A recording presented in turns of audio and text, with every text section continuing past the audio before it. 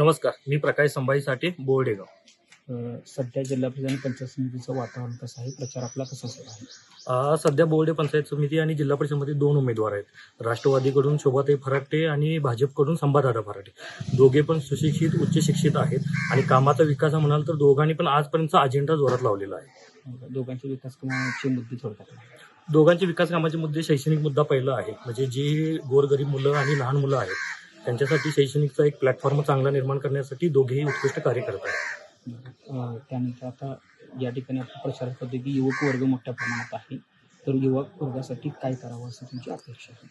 तसं बघायला गेलं तर युवक वर्गासाठी दोघांनी पण आजपर्यंत चांगलं काम केलेलं आहे. उदाहरणार्थ मनोजभाऊ फराटे आहेत, त्यांनी युवक वर्गासाठी मनोजभाऊ युवा मंच म्हणून स्थापन केलं आहे. त्या ह्याच्यामधूनच विविध स्पर्धा परीक्षेची तयारी आहे. तसेच आता दुसरे उमेदवार आहेत संभाजीदादा फराटे.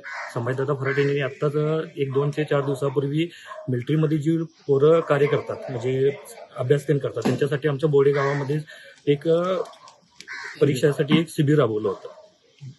विधानसभेत आणि लोकसभेचा प्रतिनिधी कसा असावा असं पण नेहमीच सांगत असतो, पण जिल्हा परिषद आणि पंचायत समितीचा आपण लोकप्रतिनिधी कसा असावा असं तुम्हाला वाटतं? जिल्हा परिषद पंचायत समिती उमेदवार हा स्थानिकचा असावा आणि स्थानिक पातळीवरती जी कामं असतात म्हणजे जे काही ती किरकोळ कामं असतात त्यासाठी प्रत्येक वेळी बाहेरगावी न जाता स्थानिकचा उमेदवार जर असेल तर कामं लवकर होईल. विजयाचा विश्वास तर आहेच, पण दोघांच्या विजयानंतर तुम्हाला दोन्ही उमेदवारांकडून काय अपेक्षा आहे?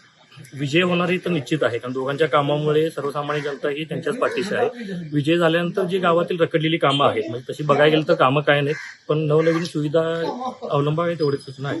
येणाऱ्या 5 तारखेला मतदारांना काय आवाहन करा? येणाऱ्या 5 तारखेला मतदारांना एवढंच आव्हान आहे की कुठल्याही आमिषाला बळी न पडता जो उमेदवार तुमच्यासाठी 24 तास अवेलेबल आहे त्या माणसाला तुम्ही मतदान करा. बोर्डी जिल्हा परिषद मतदारसंघामधून राष्ट्रवादीच्या उमेदवार घड्याळ्या चिन्हावरती शोभाताई फराटे आहेत आणि भाजपचे उमेदवार संभादादा फराटे कमल चिन्हावरती आहेत. दोन्ही उमेदवारांना सर्वांनी बहुमत मताने देऊन अतिशय उच्चांकी मताने निवडून द्यावे हे सगळ्यांना मी आवाहन करतो.